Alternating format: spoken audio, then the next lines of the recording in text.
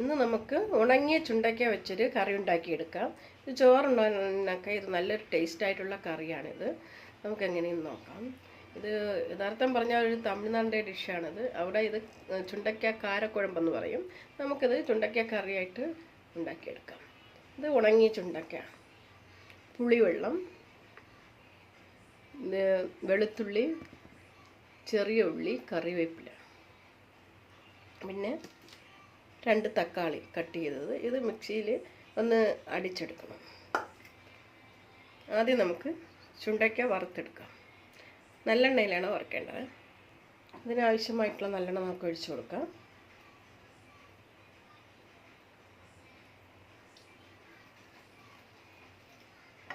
ചൂടാകട്ടെ. ഇതിലോട്ട് ചുണ്ടാക്കിയിട്ട് വറുത്ത് കോരാം.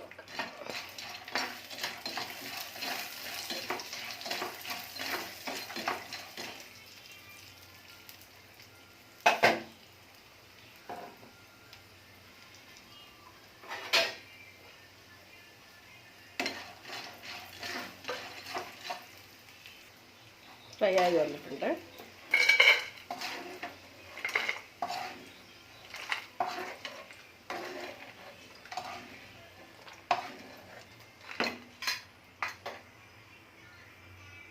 അതിനകത്ത് വെളുത്തുള്ളി ഇട്ട് കൊടുക്കാം. വെളുത്തുള്ളിയും കുറച്ച് കൂടുതൽ എടുക്കണം, എന്നാൽ ഇതിന് കറിക്ക് ടേസ്റ്റ് കിട്ടും. ചുമന്നുള്ളി, വെളുത്തുള്ളി നന്നായിട്ട് കുറച്ചൊന്ന് കളർ മാറട്ടെ. ഇടയിൽ ഞാൻ കറിവേപ്പില ഇടാൻ മറന്നു പോകുന്നു. കറിവേപ്പില ഇട്ടു.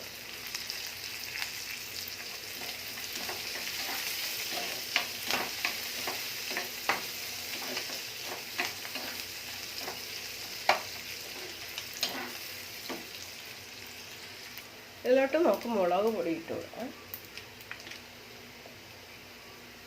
മഞ്ഞൾപ്പൊടി, മല്ലിപ്പൊടി വഴറ്റാം.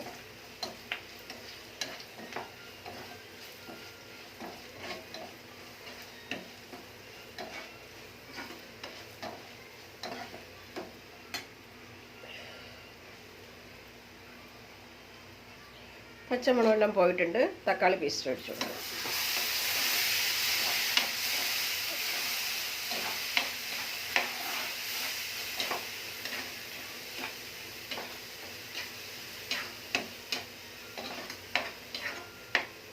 ഇതൊന്ന് കളർ മാറി വരട്ടെ. തക്കാളിയുടെ ജലാംശം എല്ലാം ഒന്ന് ഇറങ്ങട്ടെ.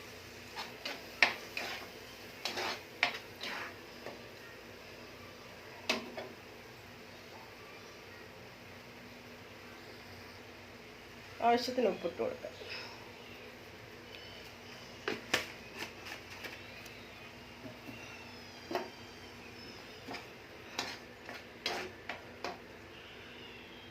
ഇതിലോട്ട് കുതിർത്ത പുളിവെള്ളം,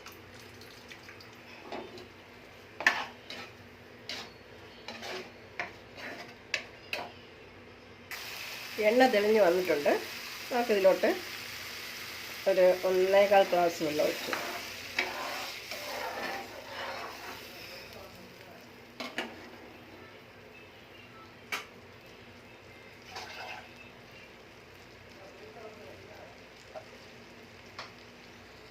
നന്നായി തിളച്ചിട്ടുണ്ട്. ഇതിലോട്ട് നമുക്ക് വറുത്ത ഈ ചുണ്ടയ്ക്ക വറുത്തലിട്ട് കൊടുക്കും.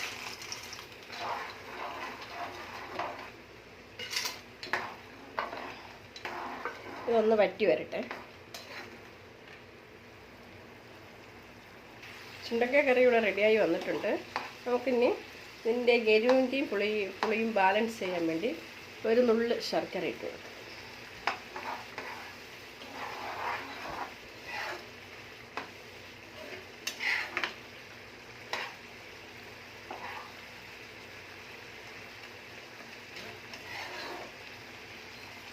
അതിന് സ്റ്റൗ ഓഫ് ചെയ്യാം.